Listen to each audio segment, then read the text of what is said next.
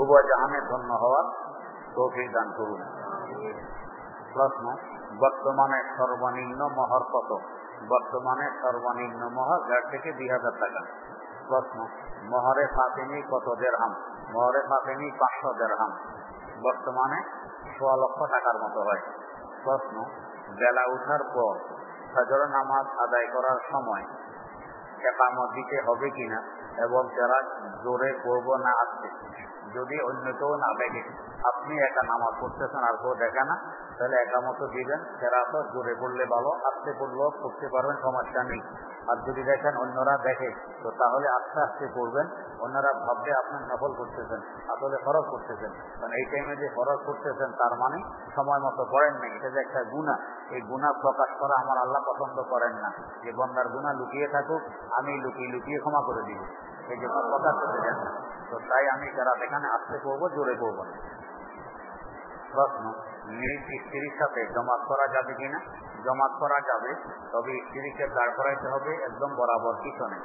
আর যদি পাশে দাঁড় করাইতে হয় তো মধ্যখানে এই পরিমাণ ফাঁক দিতে হবে যে আরেকজন মানুষ ঢুকতে পারে, এই পরিমাণ ফাঁকা রেখে তারপরে দাঁড় করানো যাবে। যদি একবার আপনার সাথে লেগে বরাবর দাঁড়ায় তো আপনার নামাজও হবে না, ওর নামাজও হবে না। যদি অন্তত এটুকু পিছনে দাঁড়ায় যে তার পায়ের আঙ্গুলের মাথা আপনার পায়ের গোয়ালি বরাবর হয়, তো যদিও এটা পছন্দনীয় হবে না, তবে নামাজ ভঙ্গ হবে না, নামাজ হয়ে যাবে। প্রশ্ন, কোন মহিলা যদি স্বামীর বাড়ি হতে পালিয়ে আসে এবং পূর্ব পরিচিত কোন পুরুষের সাথে পালিয়ে আসার 2-3 দিন পর বিয়ে করে বলে সবাইকে জানায়, তাহলে তাদের বিয়ে কি বৈধ হবে? জিনা বিয়ে বৈধ হবে না, আল্লাহ মাফ করুক, এখানে জিনা হবে। প্রশ্ন, বেবেচারী স্বামী যদি স্ত্রীর সাথে কথা না বলে, স্ত্রীর কথার কোনো মূল্যায়ন না করে, তবে কি স্ত্রী ওই স্বামীর সংসার করলে গুনাহগার হবে? জিনা গুনাহগার হবে না। প্রশ্ন, কোন পীর বুজুর্গের পা ধরা কি জায়েজ হবে এবং মুরিদ বা বায়াত হওয়ার অর্থ কি? মুরিদ বা বায়াত হওয়ার অর্থ হইল আল্লাহ পাকের কাছে অঙ্গীকার করা যে আমি আল্লাহ পাকের কোনো হুকুম আহকাম লঙ্ঘন করব না, এগুলো সব মেনে চলব। আর পা ধরা যদি সেজদার সুরত কিংবা রুকুর সুরত না হয় তাহলে ধরা জায়েজ আছে, সেজদার রুকুর সুরতে ধরা ঠিক নয়। প্রশ্ন, দাড়ির কোন কোন স্থানে কোর লাগানো যাবে এবং ঠোঁটের নিচে অর্থাৎ গলার উপরে দাড়ি কাটা বা কমানো যাবে কি? আমাদের যে হাড়ের মধ্যে দাঁত উঠে, এই হাড়ের বাইরে খুর লাগানো যাবে, তাই নিচে হোক আর উপরে হোক, এর ভিতরে খুর লাগানো যাবে না। প্রশ্ন, যারা আহলে হাদিস অনুসরণ করে নামাজ আদায় করে, তারা বলে তারা বুখারী শরীফকে অনুসরণ করে। আমার প্রশ্ন হলো, তাহলে তাদের নামাজ তথা কর্মকাণ্ড গুলোকে কি সই হবে? মোটর সই হবে না। চ্যালেঞ্জ করে বলতে পারি, নামাজের শুরু থেকে শেষ পর্যন্ত যে কাজগুলো করতে হয় এগুলো সব বুখারী শরীফে নেই। তো তাহলে বুখারী শরীফ অনুসরণ করে এই কথা বলা মানে সম্পূর্ণ মিথ্যা কথা বলা। আমরা নামাজের তাকবীরের তাহরিমা থেকে নিয়ে সালাম ফিরানো পর্যন্ত যতগুলো কাজ করি আহলে হাদিসরা যা করে, এই সবগুলো কাজ বুখারী শরীফ দ্বারা প্রমাণ করতে পারবে না। এই সব কথা এক কিতাবে থাকে না, বহু কিতাবে থাকে। বুখারী শরীফ ছাড়া অন্যান্য যে আরো হাদিসের কিতাবগুলো আছে, এই হাদিসগুলো কার? আল্লাহ রাসূলের কিতাব। তো তাহলে শুধু বুখারী মানলাম, অন্য হাদিসগুলো মানলাম না, কারণ আল্লাহ রাসূলের কিছু কথা মানলাম, কিছু কথা মানলাম না। এরা আহলে হাদিস হলো না, মুনকারে হাদিস। এরা হাদিস অস্বীকারী হলো, হাদিস পালনকারী হয়নি। তো নাম দেয় আহলে হাদিস, বাস্তবে এরা হাদিস অস্বীকারী। এটা একটা খুব মারাত্মকতম চক্রান্ত, মুসলমানদেরকে বিভ্রান্ত করা। দেখবেন যারা সত্যিকার অর্থে আলেম, এদের সাথে কখনো কথা বলতে আসবে না। ওই ঠেলাওয়ালা, রিক্সাওয়ালা জানে যে হেটা তারা এলেম কালাম নাই, হেটা যাই বলবে তোমার তো নামাজ হয় না, এই সমস্যা এই সমস্যা, এগুলো ওদেরকে বলবে। আলেমদের কাছে কখনো এরা আসে না। বিভিন্ন জায়গায় আমরা গেছি, ওরা চ্যালেঞ্জ করছে। যেমন গত 2 বছর আগে কেরানীগঞ্জ ওরা চ্যালেঞ্জ করে গেছে, ওখানে আমরা গেছি, এরা আসেনি। পরবর্তীতে সিলেট এক জায়গায় তাদের এক মৌলবীকে জিজ্ঞেস করা হয়েছে, জসিমউদ্দিন রহমানী মোহাম্মদপুরে থাকতো, জিজ্ঞেস করা হয়েছে চ্যালেঞ্জ আপনারা কেউ আসছেন না কেন? জবাব দিচ্ছে আসলে তো আমাদের সিটের সামা থাকবে। তো যখন এই কথা বোঝো আসলে সিটের সামা থাকবে না, তো চ্যালেঞ্জ কেন দাও? চ্যালেঞ্জ দিয়ে আবার পালাই বড় কারণটা কি? ঠিক এরকম ভাবে টাঙ্গাইল কালীহাটি থানায় 2 বার গেছি আমি, তারা চ্যালেঞ্জ করছে, স্টাম্পে লিখে দিয়ে গেছে 1 লক্ষ টাকা চ্যালেঞ্জ করছে, সেখানে 2 বার গেছি, আসে না, এরা আসে না। যাই হোক, প্রশ্ন, আমরা প্রায় বলি যে আল্লাহ পাক এই ওষুধের দ্বারা বা মাধ্যমে তিনি সুস্থ করে দিয়েছেন। আমার প্রশ্ন হচ্ছে, দ্বারা বা মাধ্যমে বলার কারণে শিরিক করা হলো বা এই কথার দ্বারা কি কোনো পাপ হবে? কোনো পাপ হবে না, এটা শিরিক নয়। আপনার ক্ষুধা লাগছে, ভাত খেয়েছেন, তো ভাতের দ্বারা ক্ষুধা মিটলো কিনে, এটা কি শিরিক? যে আমার ক্ষুধা লাগছিল এই জন্য বাঁচে, তাহলে ক্ষুধা লাগলে বন্ধু আল্লাহ ক্ষুধা মিটাও, তাহলে শিরিক হইতো না। ক্ষুধা লাগলে ভাত খান খা, তো ক্ষুধা লাগলে ভাত খাইলে যদি শিরিক না হয়, অসুস্থ হইলে ওষুধ খাইছেন, ওষুধের মাধ্যমে আল্লাহ ভালো করছেন, এটাও শিরিক হবে না। এটাও আহলে হাদিসের একটা পরিচয়। এই খামা খায়, এটা শিরিক, এটা শিরিক, এটা শিরিক, এই শিরিক নিয়ে করে সারাদিন নিজেরা শিরিকের ভিতরে লিপ্ত আর অন্যদেরকে শিরিক শিরিক করে। প্রশ্ন, আপনার এখানে আমি বেশ কিছুদিন যাবৎ আসতেছি এবং এখানে আমার মধ্যে অনেক পরিবর্তন এসেছে। এখন আমি দিনে রাস্তায় চলার চেষ্টা করতেছি, এতে করে আমার বাবা মা সহ অনেক বাধা দিচ্ছে। এখন আমার বাবা মার কথা অমান্য করা যাবে কি? যেখানে বাবা মার কথা শুনতে গেলে আল্লাহ পাকের আদেশ নিষেধ অমান্য হয়, সেখানে বাবা মার কথাকেই অমান্য করতে হবে আল্লাহর কথাকে মান্য করার লক্ষ্যে।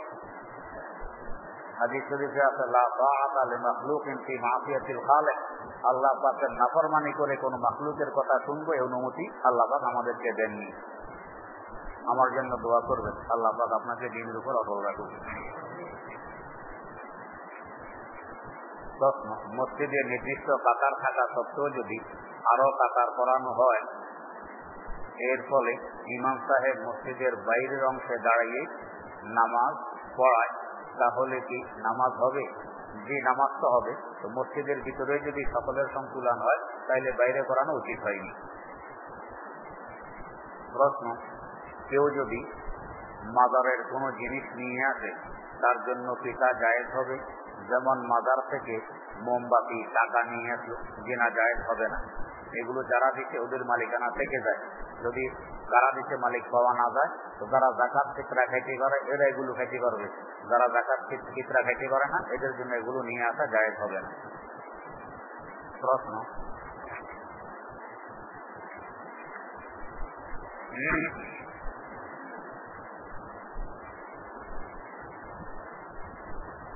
তাবলীগওয়ালা লোকদের মুখে বলতে শুনেছি যে আল্লাহ তাআলা যদি কাহার উপর 10 বার দৃষ্টি দেন তাহলে সে মসজিদে গিয়ে নামাজ পড়তে পারে, আর যদি 50 বার দৃষ্টি দেন তাহলে হজ করতে পারে, আর 70 বার দৃষ্টি দিলে দাওয়াতের কাজ করতে পারে। এখন আমার প্রশ্ন হলো, তারা হজ না করে কিভাবে দ্বীনের কাজ করেন, দাওয়াতের কাজ করেন?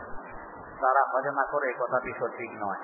হাজার হাজার তাবলীগী ভাইয়েরা প্রতি বছর হজে যান এবং সেখানেও হজ অবস্থা তাবলীগের কাজ চলে, আমাদের সাথে দেখা সাক্ষাৎ কথাবার্তা হয়, এটা ঠিক নয়। তবে ওই যে 10 বার দিতে দিলে মসজিদে আসে, 50 বার দিলে হজ করে, 70 বার দিলে দাওয়াতে যায়, এই কথাটি ঠিক নয়। প্রশ্ন, আমি একজন ছাত্র, আমি বাসায় গেলে আমার 5 টাকা ভাড়ার প্রয়োজন, কিন্তু আমি 2 টাকা দেই, বাকি টাকা আমার কাছে চায় না, তাহলে এই দেওয়া কি আমার জন্য জায়েজ হবে? না, জায়েজ হবে না। প্রশ্ন, ভিন্ন পুরুষের সাথে মোবাইলে হা হা করে হাসা কি তালিমের স্বভাব? উত্তর দিবেন, বিনা প্রয়োজনে বেগানা মহিলার সাথে কথা বলা বৈধ নয়, গুনাহের কাজ। প্রশ্ন, আমার নাজারা পরীক্ষা, আমার জন্য দোয়া করবেন, আল্লাহ পাক কামিয়াব করুন। প্রশ্ন, ইসলামী শরিয়া মোতাবেক পরিচালিত ইসলামী ব্যাংক ইসলামী শরিয়া মোতাবেক পরিচালিত, এখানে যাইলে বলে সুদকে হারাম আর ব্যবসাকে হালাল করেছেন, তাহলে আমরা সাধারণ পাবলিক কি বুঝবো? সুদ হারাম, ব্যবসা হারাম, তো ভালো কথা, অবুঝার তো কিছু নেই। প্রশ্ন,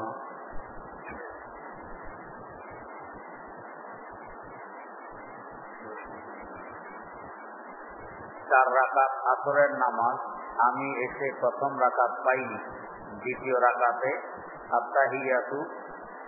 আত্তাহিয়াতু সবাই পড়বে, আমিও কি পড়ব? যে আপনিও পড়বেন।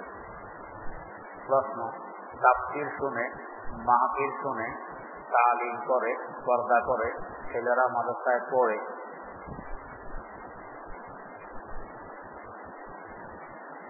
বুঝা যায় না ভাই।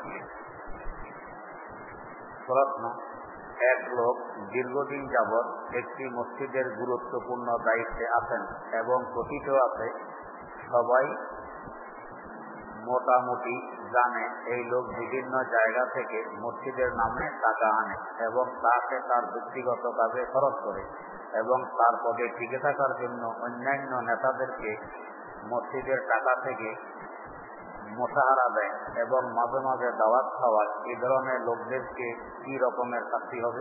এগুলো কবিরা গুনাহ। আল্লাহ রাব্বুল আলামিন একটি কবিরা গুনার জন্য ৭,০০০ বছর জাহান্নামে জ্বালাবেন। আল্লাহ মাফ করুন। প্রশ্ন, মসজিদের আদব এত গুরুত্বপূর্ণ যে হযরত ওমর রাদিয়াল্লাহু আনহু নাকি মসজিদে ইশারায় কথা বলতেন। মেহমানের খাতিরে ধার কর্জ করে মেহমানকে খাওয়ানো কতটা জরুরি? মসজিদের আদব ঠিক আছে, তবে ওমর রাদিয়াল্লাহু আনহু ইশারায় কথা বলতেন, কথাটি সঠিক নয়। তিনি মসজিদে বয়ান করতেন, ওয়াজ করতেন। প্রশ্ন, মেহমানের খাতিরে ধার কর্জ করা অপারগত অবস্থায় করতে পারবেন, কিন্তু ধার কর্জ না করে সাধারণ মেহমানরা যদি করতে পারেন, ধার কর্জ না করে সাধারণভাবে করাটাই ভালো। প্রশ্ন, একজন কৃপণ লোক, সে মনেই করে না যে কৃপণ, আসলে কৃপণতার মাত্রাটি কি? সকলকে এক মাত্রাটিকে বলা যাবে না, যার যার সামর্থ্য অনুযায়ী স্থানকাল পাত্র ভেদে কৃপণতার মাত্রাটি হবে। সামর্থ্য আছে, তারপরেও বউ বাচ্চাকে ঠিকভাবে খাওয়ায় না। সামর্থ্য আছে, ঠিকভাবে দিনের রাস্তায় খরচ করে না। সামর্থ্য আছে, যাকাত সাদাকাতুল ফিতর দেয় না। সামর্থ্য আছে, কোরবানি করে না। এরা হলো কি করে? যে কোনো ব্যাপারে অত্যাধিক ভালোবাসা বা আস্থা, এটা কি ভবিষ্যতের জন্য কোনো পড়া যায় নাকি? প্রশ্ন, নামাজের মধ্যে সূরা ফাতিহা পড়ার পর অন্য সূরা পড়ার সময় 3 আয়াত হওয়ার আগে যদি ভুল করে অন্য সূরায় চলে যায়, সেখানে 3 আয়াত পড়া হয়, তাহলে নামাজ সহি হবে কিনা? জি, সহি হবে।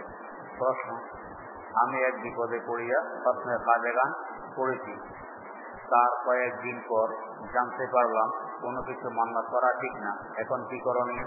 আপনারা জানা তো ঠিক নয়, আল্লাহর নামে মান্যত করতে পারেন। প্রশ্ন, বেগানা মহিলার ফোন গ্রহণ করা যাবে কিনা? প্রয়োজনে যাবে। প্রশ্ন, আমি আমার স্ত্রীকে বলি তোমাকে 1 তালাক 2 তালাক 3 তালাক, তালাকের মাসালা লিখিতভাবে দরখাস্ত দিবেন। প্রশ্ন, স্বামী স্ত্রীর মধ্যে ছাড়াছাড়ি হয়ে যাওয়ার পর স্ত্রীর যে মহারানা পাওনা ছিল তা আদায় করার কতদিন পর স্বামী আবার অন্য জায়গায় পুনরায় বিবাহ করতে পারবে? সাথে সাথেই পারবে। মোহর আদায় করা ভিন্ন কথা, অন্য জায়গায় বিবাহ করতে পারা ভিন্ন কথা। প্রশ্ন, আমার একজন হিন্দু ছেলে বন্ধু আছে, দুনিয়াতে আর বন্ধু বান নেই, অমুসলিমকে বন্ধু বানানোর জন্য। আল্লাহ মাফ করুক। প্রশ্ন, বাংলাদেশ ব্যাংক সহ সকল ব্যাংক যদি সুদভিত্তিক হয়, তবে আমরা কোন ব্যাংকের সাথে লেনদেন করব? ব্যবসার জন্য সুদভিত্তিক লেনদেন করা যাবে না। টাকা পয়সা হেফাজতের জন্য কারেন্ট অ্যাকাউন্টে রাখতে পারেন যে কোনো ব্যাংকে। প্রশ্ন, অনেক বদরি সদস্য ব্যাংকে চাকরির টাকা থেকে চাঁদা দেয়, তাদের টাকা মসজিদের কাজে লাগালে হালাল হবে কি? আমাদের মসজিদে কোনো বদরি সদস্য নেই। প্রশ্ন, খালেকে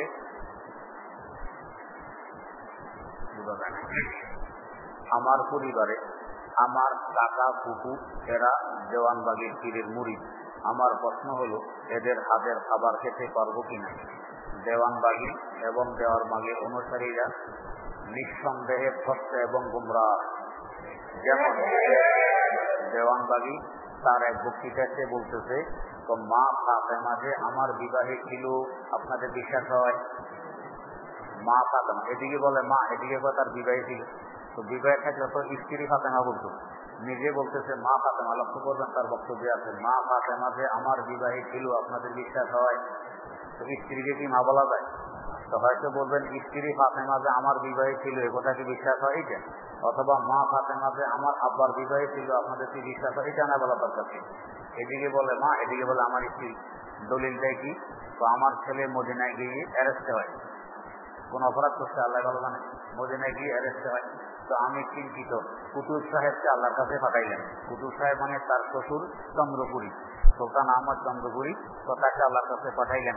তো কুতুব সাহেব যাইয়া দেখেন আল্লাহ চিন্তিত, কথা কয় না। তখন আল্লাহ এর ছেলেরা নিয়ে চিন্তায় যাচ্ছে, আল্লাহর কোনো কাজ নেই, আল্লাহ চিন্তিত, কথা কয় না। কুতুব সাহেব ফিরিয়েছে। তো আমি আবার একটু জোর দিয়ে পাঠাইলাম যে আমার কথা বলবেন। তো কুতুব সাহেব আবার গেলেন, আল্লাহ হেঁটে দিলেন, বললেন যে মাহবুবে খোদাকে চিন্তা করতে নিষেধ করো, ছেলে জেল থেকে বেরিয়ে আসবে। তো মাহবুবে খোদা দেওয়ানবাগির ছেলে মদিনা জেলখানে আল্লাহ শিশুকে কেমনে বের করবে? কোন যে আল্লাহ কয়েকদিনে বিশাল মাকলুক সৃষ্টি করতে পারে, এ আল্লাহ জেলখানা ভেঙে ছেলেরা এক করতে পারেন? চিন্তিত আল্লাহ কি দেওয়া লাগে? তো এরপরে আমার ছেলে বেরিয়ে আসছে, মা ফাতেমার সাথে আমার ছেলে সাক্ষাৎ।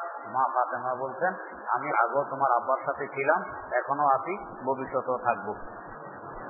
ফাতেমা রাদিয়াল্লাহু তাআলা আনহা আলী রাদিয়াল্লাহু তাআলা আনহুর স্ত্রী। আপনাদের বিশ্বাস হয় কিনা? হয়। তো এই ফাতেমা যদি দেওয়ানবাগি বলে আমার স্ত্রী, তাহলে হয় আলী অবৈধ, না হয় দেওয়ানবাগি অবৈধ। দুজনে একজন অবৈধ হবে তো নাকি? কারণ একজনের স্ত্রী, একজন মহিলা দুজনের স্ত্রী তো হইতে পারে, যে কোনো একজনের স্ত্রী হবে। তো দুজনের যে কোনো একজন অবৈধভাবে তাকে রাখছে। এবার আপনারা কি বলেন, আপনাদের ইমানের কি দাবি? হযরত আলী অবৈধ হবে না দেওয়ানবাগি অবৈধ হবে? তো যেমন যদি অবৈধ হয়, আরেকজন স্ত্রীকে নিজের স্ত্রী বলে, এটা জিনাকারকে জিনাকার নয়। একজন জিনাকার আবার কি এটা প্রশ্ন হবে না? তো কি হবে? আরো দলিল লাগে, আরো বহু তার কথাবার্তা দেখবেন। এই সে আরেক কথায় বলতেছে, আপনারা ক্যাসেটে দেখবেন, ছবি সহ পাবেন। সে বলতেছে, এখানে আমাকে যে অবস্থায় দেখতেছেন, আর কেন আল্লাহ গেলে আল্লাহকেও এই সুরতে দেখতে পাবেন। তার মানে দাবি করতে চায় আমি আল্লাহ, আমি দেওয়ানবাগির আল্লাহ, দেওয়ানবাগির পীর, দেওয়ানবাগির পীরে আল্লাহ। এখানে দেওয়ানবাগির শুরুতে আসছে, আরশে মহল্লা গেলে আল্লাহ আল্লাহ অবস্থায় আছে, সুরত একটা। তো যে এই সমস্ত দাবি করতে পারে সে আবার মোমেন হয়? আল্লাহ রহমত করুক, এরা নিঃসন্দেহে গুমরা এবং গ্রস্ত। তার এক মুরিদ বলতেছে, পুরা কায়নাতের সৃষ্টি জগতের ক্ষমতা আমার পীরের হাতে। আমার সাথে বলছে দেওয়ানবাগির হাতে সব ক্ষমতা। আমি প্রশ্ন করলাম, যদি আপনার পীরের হাতে সব ক্ষমতা থাকে, তো দেওয়ানবাগের সরমনের মুরিদদের হাতে মার কেন খাইল? দেওয়ানবাগ ছেড়া কেন ঢাকা ফেলাইল? কারণটা কি? তো এটা আমাদের পীরের ধৈর্য, তিনি যে ধৈর্য এটা প্রমাণ করছেন তার ধৈর্য। তো মার খাইয়া বুঝিতেছে, এখানে বলে ধৈর্য। আল্লাহ মাফ করুন। প্রশ্ন, আগের কোরআন শরীফ পড়ার মধ্যে অনেক ভুল আছে। আমার প্রশ্ন হলো, বর্তমানে এই পড়াগুলো কি ভালো কারো কাছে সহি করে নিতে হবে, না যেভাবে পারবো কিনা সহি করে নিতে হবে? সহির চেষ্টা যদি না করি, ভুল করলে গুনাহ হবে, আর সহির চেষ্টা অব্যাহত রাখলে ভুল করলেও ডবল সওয়াব হবে।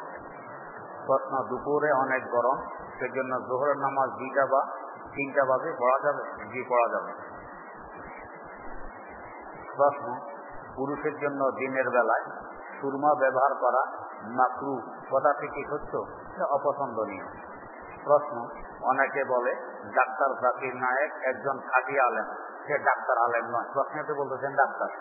মাওলানা জাকির নায়েক দুনিয়াতে এখনো কেউ পায়নি, মুফতি জাকির নায়েক, মুফাসসির জাকির নায়েক পায়নি, ডাক্তার বলে, তার মানে উনি ডাক্তার আলেম নন। প্রশ্ন, সহবাস করার পর গোসল না করে বাজারে যাওয়া যাবে কিনা? যাওয়া যাবে, তবে পছন্দনীয় কাজ নয়। প্রশ্ন, কারোর সাথে মুসাফা করা যাবে কিনা? জি, যাবে।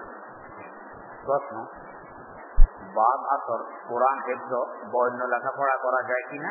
করা যায়, তবে এই সময় লেখাপড়া না করে একটু হাঁটাহাঁটা করা ভালো। প্রশ্ন, কালো রং কি আল্লাহর বিশেষ পছন্দ? আল্লাহ পাকের পছন্দ বেশি হলো সবুজ এবং সাদা। প্রশ্ন,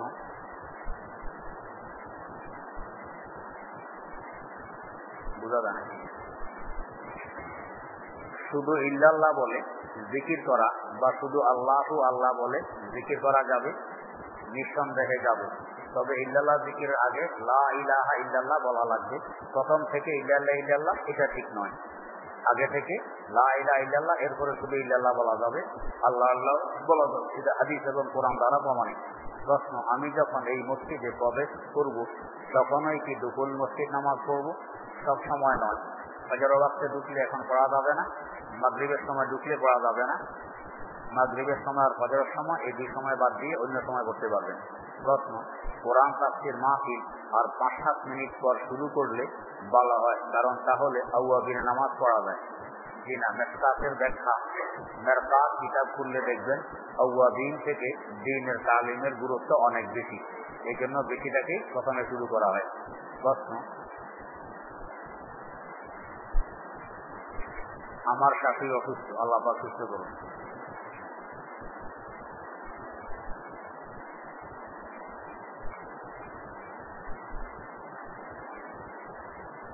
ইসনে হাসিন কিতাবটি সহি কি? যেটা সহি করতে পারবেন। প্রশ্ন, কোন আমল করলে বা দোয়া পড়লে অন্তরে এই ভাব আসে যে মানুষ আমার আমল দেখুক বা আমার ভিতর রিয়া ভাব আসে, এটি কি শয়তানের ওয়াসওয়াসা? যে শয়তানের ওয়াসওয়াসা। মানুষ দেখুক আর না দেখুক, আমাকে তো ইবাদত করাই লাগবে, ইবাদত করেই যাব। প্রশ্ন, কোন দোয়া পড়লে বা কোনো দোয়া পড়লে বা নামাজের মধ্যে সূরা কেরাত পড়লে মনে হয় সই হয়নি, তাই বারবার পড়ি, যিনি এটা শয়তানের ওয়াসওয়াসা, বারবার পড়বেন না, একবারই পড়বেন। প্রশ্ন, ইমামের পিছনে নামাজ পড়লে কি তাকবীর সালাম প্রত্যেক বার আল্লাহু আকবার ইত্যাদি বলতে হবে? জি বলতে হবে। শুধু কেরাত করবেন না, বাকি সবগুলো করবেন। প্রশ্ন, মেয়েদেরকে সালাম দেওয়া বা মেয়েদের সালামের উত্তর দেওয়া যাবে কি? বেগানা হলে যাবে না, বেগানা হলে সুন্নত। স্ত্রীকে দিবেন, মাকে দিবেন, বোনকে দিবেন, খালাকে দিবেন, বুবকে দিবেন, মেয়েকে দিবেন, কিন্তু বেগানা হলে দেওয়া যাবে না, নেওয়া যাবে না। প্রশ্ন, মেয়েরা কি তাদের গায়ে পারফিউম ব্যবহার করতে পারবে? পারফিউম কি জি পারবে। প্রশ্ন, মেয়েরা নামাজ পড়ার সময় কি মুখ না নাড়িয়ে সূরা পড়বে? জি না, মুখ নাড়িয়ে পড়তে হবে। প্রশ্ন, একজন নামাজি ব্যক্তির যায় নামাজের উপর দিয়ে এ পাশ থেকে ও পাশে কিছু হস্তান্তর করা যাবে কি? যাবে, তবে অপছন্দনীয় কাজ। প্রশ্ন, নামাজের মধ্যে সূরা ফাতিহা যদি ভুল করে 2 বার পড়া হয় তাহলে কি করতে হবে? তো সিজদা দিতে হবে। প্রশ্ন, নামাজে প্রথম রাকাতে যে সূরা মিলানো হয়েছে দ্বিতীয় রাকাতে ভুলে যদি আবার সেই সূরাই মিলানো হয় তাহলে কি করতে হবে? কিছুই করতে হবে না, নামাজ হয়ে যাবে, মাকরুও হবে না। প্রশ্ন, অহেতুক কথা বলা অধিকাংশ সময়ে গুনাহের কারণ হয়, কিন্তু বেশি কথা বললে আয়ু কমে যায়, ধারণা কি ঠিক? জিনা ধারণা ঠিক নয়, বেশি কথা বললে অন্তর মারা যায়। প্রশ্ন, আমার আব্বা মারা যাওয়ার পূর্বে আমাকে তার দেনা লিখে দিয়ে যান এবং বলেন আমার এই দেনার দায়ভার তোমাকে দিলাম, তুমি এই দেনা পরিশোধ করে দিও।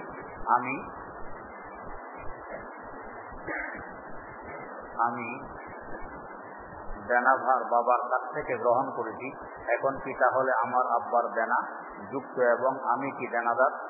আপনার আব্বার যে সম্পদ আছে সেই সম্পদ থেকে দেনা শোধ করবেন, এরপরে যে সম্পদ ভাগ হবে, এর আগে ওয়ারিদের মধ্যে ভাগ হবে না। প্রশ্ন, মৃত ব্যক্তির কবরের নিকট প্রতিদিন গিয়ে দোয়া করা উত্তম নাকি বাসায় বা অন্য কোনো জায়গা থেকে দোয়া করা উত্তম? সুযোগ থাকলে কবরের পাশে গিয়ে দোয়া করা উত্তম। প্রশ্ন, মৃত ব্যক্তির পাশে জীবিত ব্যক্তির জন্য সবচেয়ে উত্তম আমল কোনটি? তেলাওয়াত করে ইশারা সওয়াব করা। আমার আব্বার মাগফিরাতের জন্য দোয়া করেন, আল্লাহ পাক মাফ করে দেন। প্রশ্ন, আমি মাঝে মাঝে কক্সবাজার যাই ব্যবসায়িক কারণে। এখন প্রশ্ন হলো, রাত্রে ভ্রমণ করলে দেখা যায় পথে যাত্রা বিরতি দেয়া হয়, কিন্তু ওই সময় ফজরের সময় হয় না, আর যখন গাড়িটি গন্তব্যে পৌঁছে তখন আর ফজরের সময় থাকে না। এমত অবস্থায় ফজরের নামাজের হুকুম কি? গাড়িওয়ালাকে বলবেন ফজরের জন্য বিরতি দিতে, অবস্থা যদি না দেয় তো গাড়িটি করে নিবেন। প্রশ্ন, আমাদের দেশে অনেকে বলে যে হুজুর শব্দটা আল্লাহ নবীর নামও নয়, লকবও নয়, সুতরাং হুজুর শব্দ বলার পর সাল্লাল্লাহু আলাইহি সাল্লাম বলার কোনো যুক্তি নেই। এগুলো ওই আহলে হাদিসের কথাবার্তা। হুজুর বলতে কোনো সমস্যা নেই, নাম লকব থাকা লাগে না, এমনি হুজুর বলা যায়। আহলে হাদিস এই লকবটি হাদিসে কোরআনে কোথাও আছে? কোরআনে কোথাও আছে যে আহলে হাদিস লকব ধারণ করবে তোমরা? এটাও তো নেই। প্রশ্ন, হুজুর আমার জন্য দোয়া করবেন, আল্লাহ তাআলা যেন আমাকে হালাল রিজিকের ব্যবস্থা করে দেন, আমিন। প্রশ্ন, রমজান মাসে আমার স্ত্রী ডেলিভারি হওয়ার কথা, আমরা সবাই আশা করি আল্লাহ যেন একটি কন্যা সন্তান দান করেন, আল্লাহ আপনাদের আশা পূরণ করুন। প্রশ্ন, আমি একজন মহিলার সাথে অবৈধ সম্পর্ক করেছি, আল্লাহ মাফ করুক, আল্লাহ পাক আপনাকে তওবা করার তৌফিক দিন। প্রশ্ন, কিছুদিন বুঝা যায় না কি লিখেন। প্রশ্ন, আমার জন্য দোয়া, আল্লাহ পাক কামিয়াব করুন। 4 রাকাত বিশিষ্ট ফরজ নামাজে ইমামের পিছনে নামাজ আদায় করলে দ্বিতীয় বৈঠকে আমি তাশাহুদ পাঠ করার পর দুরূদ শরীফ ও দোয়া মাসুরা না পড়ে বসেছিলাম, এদিকে ইমাম সাহেব সালাম ফিরিয়ে দেন, কোনো অসুবিধা না, আপনার নামাজ হয়ে গেল। প্রশ্ন, কোন পীর সাহেবের সাথে মুসাফাহা করে তার হাতে চুমো দেওয়া বৈধ কিনা? পীরের হাতে দিতে পারবে, নিজের হাতে নয়। প্রশ্ন, জামাতে নামাজ আদায় করার সময় দ্বিতীয় রাকাতে আত্তাহিয়াতু পড়ার পর আমি দুরূদ শরীফ পড়ি, এতে কি আমার প্রসেসটা আসবে? হ্যাঁ, যদি 3 বা 4 রাকাত বিশিষ্ট নামাজ হয় তো আল্লাহুম্মা সাল্লি আলা মুহাম্মদ পর্যন্ত পড়লেই প্রসেসটা দিতে হবে। প্রশ্ন, মসজিদের নিচে খালি থাকা অবস্থায় দোতলা নামাজ হবে কি? নামাজ হবে, তবে অপছন্দনীয় হবে। প্রশ্ন, নামাজের সূরা ফাতিহার পরিবর্তে তাশাহুদ পড়ে অতঃপর স্মরণ হলে সূরা ফাতিহা পড়লে নামাজ হবে কি? যে নামাজ হবে। প্রশ্ন, নামাজের সূরার পাশে সাদাকাল্লাহুল আযীম বলে নামাজে কোনো সমস্যা হবে কি? অপছন্দনীয় হবে, এটা নামাজে না পড়াতেই। প্রশ্ন, আমার স্ত্রী মহিলা মাদ্রাসায় পড়ায় এবং তার বেতন আমাকে দিয়ে দেয়, আমার জন্য এটা জায়েজ হবে কি? খুশি মনে দিলে জায়েজ হবে, কোনো লজ্জা কিংবা চাপের মুখে পড়ে দিলে জায়েজ হবে না। প্রশ্ন, নবীজি সাল্লাল্লাহু আলাইহি সাল্লামকে স্বপ্নে দেখলে কবর আযাব মাফ, একথা কি সত্য? একথা এভাবে নয়, নবীজি বলছেন আমাকে যারা স্বপ্নে দেখে তারা যেন আপনেই দেখছে, একথা। প্রশ্ন, 70,000 বার কালেমা পড়লে কবর আযাব মাফ হয়, তবে কি কবর পার হয়ে যাওয়া মানেই জাহান্নামের ভোগ করতে হবে না? এই কথাটি হাদিসের কথা নয়, কোন হাদিস হিসাবে উল্লেখ করা আছে ফাযাইলে আমালে, এটা আসলে হাদিস হিসাবে নয়, এমনি পড়লে কোনো নিষেধ নয়। প্রশ্ন, আমি একজন ছাত্রী, আমি বেশ কিছু জায়গায় যাওয়ার কথা আমার আব্বা বাসায় কাউকে বলি না, পড়াশোনাকেই তারা বেশি প্রাধান্য দেন, যেমন ইস্তেমার তালিমে গেলেও মাঝে মাঝে তারা একটু রাগ হন, আমার তাহলে কি করা উচিত? যদি ঠিকভাবে বর্দাপুশিদা পালন করে আশেপাশে কোথাও ইস্তেমার তালিমে যান, ওটা কি করবেন, তবে দেখবেন এটা কাকরাইলের কিনা, যদি কাকরাইলের পক্ষ থেকে হয়তো যাবেন, অন্য কারো পক্ষ থেকে হলে যাবেন না। প্রশ্ন, আমি পরিপূর্ণ পর্দা করার চেষ্টা করি, কিন্তু আমার মা বাবা শুধু বোরকা ও ওড়না বা স্কার্ফ পরাকেই আমার জন্য ঠিক মনে করেন, আমি যদি হাত মোজা পা মোজা পরি তবে কি তাদের কথা না মানার গুনাহ হবে? জি না, না মানার গুনাহ হবে না, হাত মোজা পা মোজা পরেই আপনাকে চলতে হবে। প্রশ্ন, আমাদের দেশে ইসলামী ব্যাংকে চাকরি করা কি হালাল হবে? জি না, হবে না। প্রশ্ন, মাযহাবের অনুসারী হবার কথা কোথায় লেখা আছে? মাযহাব অনুসারী কথার কথা কোরআন শরীফে আছে, ফাসআলু আহলা যিকরি ইন কুনতুম লা তা'লামুন, না জানলে যারা জানে তাদেরকে জিজ্ঞেস করে চলো। ইমামরা আমাদের থেকে অনেক ভালো জানেন, এই জন্য তাদেরকে জিজ্ঞেস করে চলি, এটাকে বলে মাযহাব। প্রশ্ন, আমি প্রায় সত্যকে গোপন করি, তবে মিথ্যা বলি না, যেমন আমি বাইরে বের হয়েছি, বাসায় জানে, এ সময় আমি বান্ধবীর বাসায় যাই, কিন্তু আমি ওনাকে না গিয়ে কোনো একদিন এক খালাম্মার বাসায় গেলাম, কারো বাসায় কিছু জিজ্ঞেস করলো না, এতে আমার কি অন্যায় হয়েছে? বিনা কারণে এর বাসা যাওয়া এটা মহিলাদের জন্য পছন্দনীয় কাজ নয়। প্রশ্ন, পশ্চিম দিকে উত্তর দিকে পা দিয়ে শুইলে কি গুনাহ হবে? পশ্চিম দিকে শুইলে মাকরুহ হবে, উত্তর দিকে পা দিয়ে শুইলে কোনো গুনাহ হবে না। প্রশ্ন, খতমে ইউনুস পড়া হয়ে দোয়া করে আল্লাহ কবুল করুন। প্রশ্ন, আমার দুলাভাই অসুস্থ, আল্লাহ পাক সুস্থ করুন। প্রশ্ন,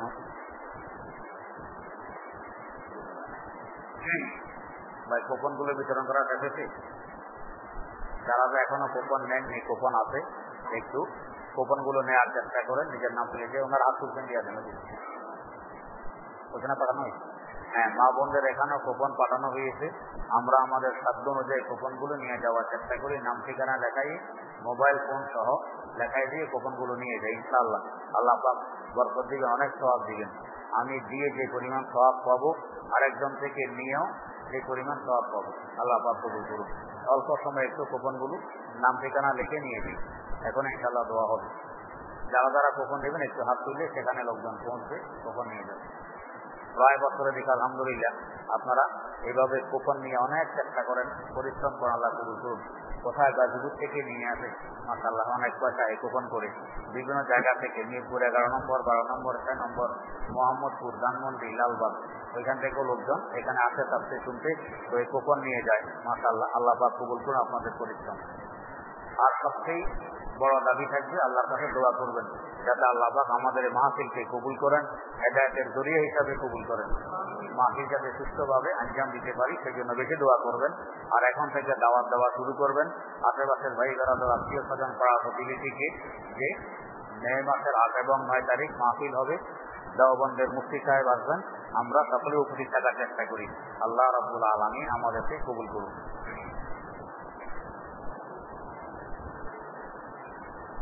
বারান্দা তো অনেক মুসল্লি আছে।